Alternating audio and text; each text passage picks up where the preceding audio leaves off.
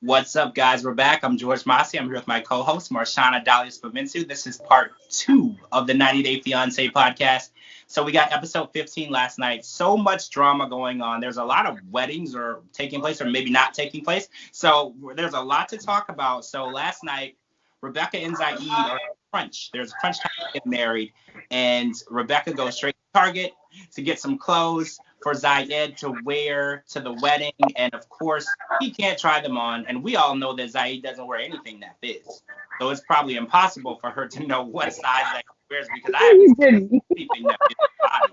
So I don't even know where to start for Rebecca. Like, girl, I don't know what you're going to do. Maybe get somebody to sew something for him or take some measurements because he don't know what size he wears. Do you agree? What does he be wearing? Okay, I do admit, Ziad's clothes do look like they're about a size too small. And I didn't understand what the big problem was. Like Rebecca, it's Rona. Everyone knows by now. You just buy the clothes. If it doesn't fit, you return or exchange it. Like fitting rooms are closed in order to keep us safe. So I wasn't really sure. But then what killed me about Rebecca, and I tweeted this last night. And if you're not following us on Twitter, make sure you follow us on Twitter. But I was tweeting that like Rebecca thinks that it's because of the coronavirus why no one is coming to her wedding, why her children and her friends aren't really trying to show up to her wedding. And that's not it. It's your fourth wedding. This is going to be your fourth husband. They feel like, hey, if I miss this one, I'll catch the next one. They're not like really pressed like a panini to go to your wedding when they've already been to three of them. I mean, do you agree? I agree 100% because you show up to a wedding, you're buying wedding gifts. If it's a destination wedding, you're paying for the destination. This is a lot for people to take on. And for you to do this so many times, you're kind of almost taking advantage of people at this point. You know, like how many toaster ovens are you going to get at this point? You're taking advantage. So I agree 100%. And Ziad's sister is not a fan of Rebecca as well. We saw her in the FaceTime call. She was like, are you sure you want to marry someone who's been married 3 times before? Like, she is not a fan, and she's asking the same questions that we're asking. But Ziad seems to be pretty sure that what he wants to do. And I wasn't sure about Ziad at first, but he's staying to it. So he does seem sure that this is what he wants to do, because I wasn't 100% sure at first. Me either. I mean, I wasn't sure, but he seems committed to walking this out for whatever reason. Yeah, I don't know why. And so Rebecca gets to the venue last night. Her dress doesn't fit. She can't find her engagement ring and her dress doesn't fit. I can't deal with Rebecca. Rebecca's one of those people who gets dressed, right, leaves the house, goes out to her car, and then she realizes she locked her keys in the house. Like, she's one of those people that are just completely absent-minded, scatterbrained, unorganized. She reminds me of Jovi, just like the female version of Jovi. Nothing is ever planned. I do say this. She thought she had 60 days to plan, and then she had 8 because of Ramadan. But if she did some sort of research on her husband, she would have known about Ramadan beforehand. So I'm not giving her a pass. No, I'm not giving her a pass either. Everyone has access to Google. It's free, y'all. All right, so let's talk about Stephanie and Harris. So Stephanie watches Harris climb a tree to get her a coconut. And she's like, oh, he's such a man. And he's so amazing. And then the awkward talking about their sex life. And Stephanie is so good at making everybody want to vomit. She always knows exactly what to say to make us so disinterested that we almost want to mute the TV until she stops talking. So let's get to what really took place last night. She goes and stalks Harris's Facebook page. 3 weeks prior, he has a photo with his baby mama of 3. And they're at a celebration. I couldn't exactly tell where they were. It kind of looked like a zoo, but I'm not 100% sure. So they're celebrating, which is completely normal because this is the mother of his children, and you would want your children to celebrate your birthday with you. So Stephanie, I'm not even 100% sure why this is strange to you. But she says, well, it looks like you guys are still in love, which also pisses me off because Stephanie, remember 4.5 days ago, you were engaged to somebody completely different. So judging him for what he was doing 3 weeks prior when you weren't with him and he wasn't even thinking about you because in his mind you were marrying his cousin, it kind of feels like a hypocritical move. Feels like hypocritical. It is hypocritical. Like, I'm honestly so sick and tired of Stephanie. It's embarrassing to watch her week after week. I am humiliated by proxy just on her behalf because it's just so awful. Listen, she was engaged to his cousin. She cheated on his cousin with him. Now she wants him to prove to her that he's the right person. I hate this. Stephanie, you're not the right person for anybody. Did you hear her while he was packing up? Oh, where's the watch that I gave you? Where's this that I gave you? She's so manipulative and controlling. And then, like, why does Harris have to prove himself to you? You're the one who needs to be proving yourself to him because you're the one who was dishonest to your fiance with his cousin. And I get it. Harris wants a better life, not just for himself, but also for his children. And even when Stephanie's like, I would need to talk to his baby's mother, I'm like, his baby's mother's going to go along with the gig because they're actually all trying to eat off of you. They're all trying to make sure that you finance their lifestyle. So I'm sure the baby mother will be 1,000% on the road. And I don't blame her.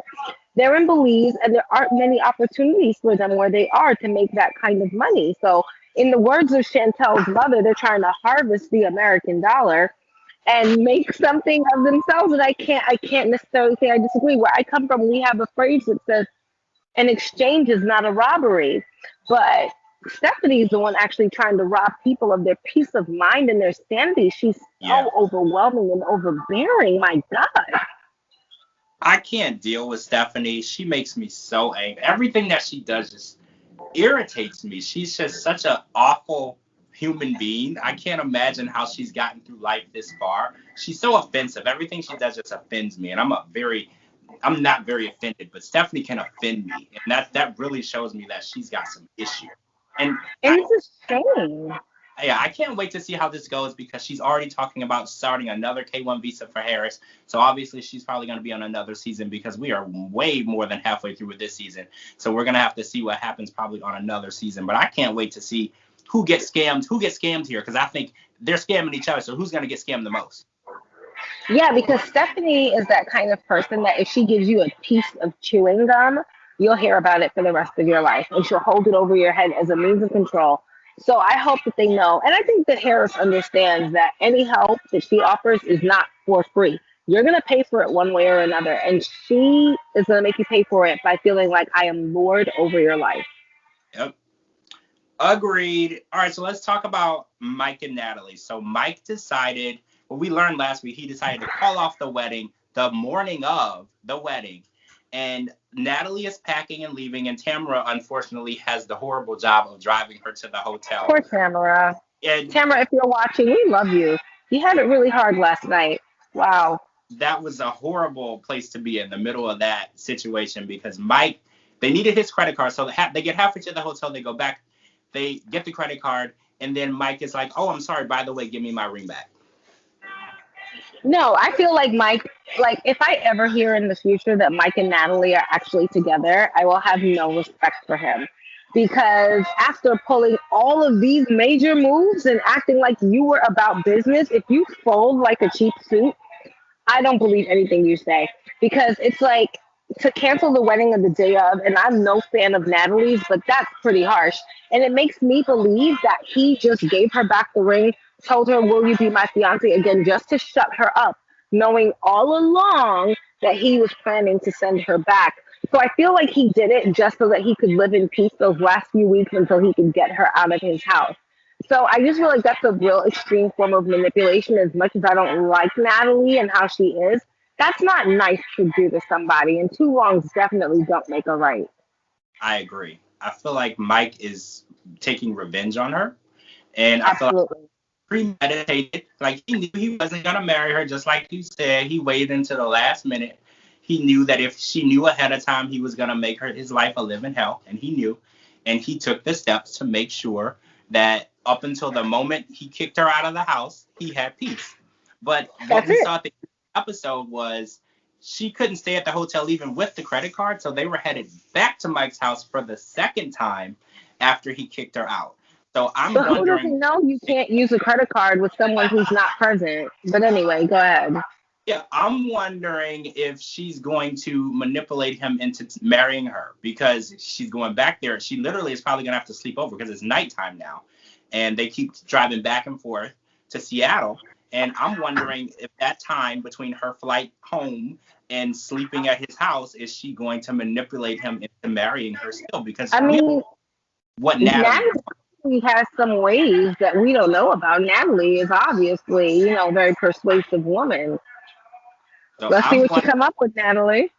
Yeah, I'm wondering if no really means no in this situation. If she can get him in the house alone and talk to him, maybe she'll change his mind because she got him to give the ring back.